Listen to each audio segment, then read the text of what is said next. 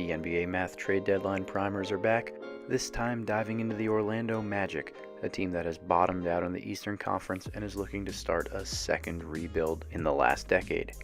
There are some pieces on this roster and a decent amount of young talent, but in particular the Magic have to decide what they're going to do long term with impending free agents Aaron Gordon and Elfrid Payton.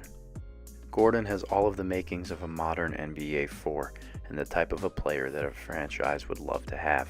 He's athletic, looks a lot more comfortable this year, and is slowly improving his offensive game to become a reliable threat.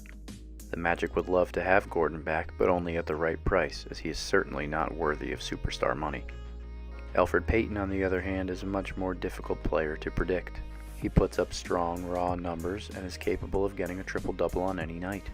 But Elfrid has been incredibly inconsistent, especially with his jump shot, and because of that may project as a high-end backup instead of a starter long-term.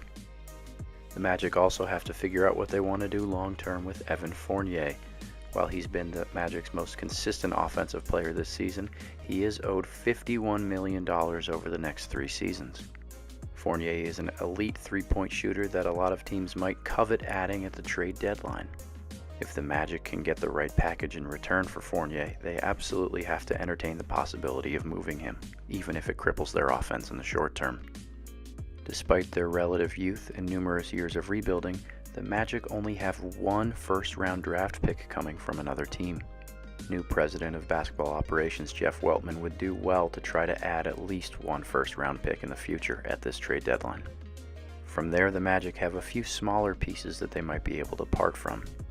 Grizzled veterans Aaron Aflalo and Mo Spates could be the end-of-bench type of options that contenders go after at this time of year. Spates in particular, as a pick-and-pop threat at the 5, should have some suitors this February. But Orlando won't get anything major in return for either of these two veterans. Other teams around the league may simply wait out the process and see if the Magic buy out either of these two, waiting to sign them as free agents instead of giving up an asset to acquire them via trade. Another intriguing player that the Magic could deal is Mario Hezonja. The former top 10 pick hasn't panned out for the Orlando Magic, and some other team that sees potential in him could get a head start on a reclamation project at the trade deadline. Realistically, nobody is untouchable for the Magic at this trade deadline. The new front office is trying to restructure this roster, and it appears they are trending towards more long defenders that can play multiple positions. The Magic should be focused on trying to gain as many future first-round picks as possible. But without a ton of cap space to absorb long-term contracts or talent that would command first-round picks outright, it's hard to envision the Magic making any big moves this deadline.